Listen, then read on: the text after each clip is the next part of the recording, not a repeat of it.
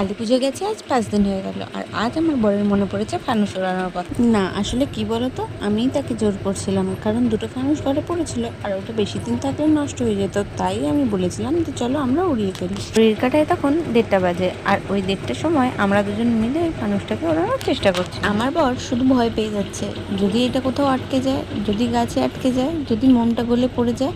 আর আমি পাশ দিয়ে সান্ত্বনা দিচ্ছিলাম, না না কিছু হবে না, কিছু হবে না, কিন্তু মনে মনে তো আমারও ভয় করছে। তোমরা হয়তো ভাবছো যে সারা সন্ধ্যে ছেড়ে রাতে 1:30টার সময় কেন এরা ফানুস ওড়াচ্ছে। আসলে কি বলতো, ঘরে তো একটা ছোট বাচ্চা আছে, তো সেই বাচ্চাকে নিয়ে আমরা এরকমভাবে বাজি ফাটাতে পারি না।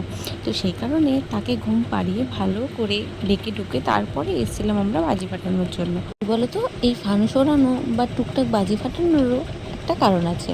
কারণটা হলো, পুরো পুজোটা জুড়েই কোথাও ঘুরতে যেতে পারিনি, কালী পুজোতেও ঘুরতে যেতে পারিনি, তো সেই কারণেই এই ফানুস উড়িয়ে বা টুকটাক বাজি ফাটিয়ে একটু আনন্দ করব। কথা বলতে বলতে ফানুসটা পুরোটাই ধরে গেছে, মানে পুরোটাই গরম হয়ে গেছে। এদিকে আমরা ভয় পাচ্ছিলাম ফানুসটাকে ছাড়তে।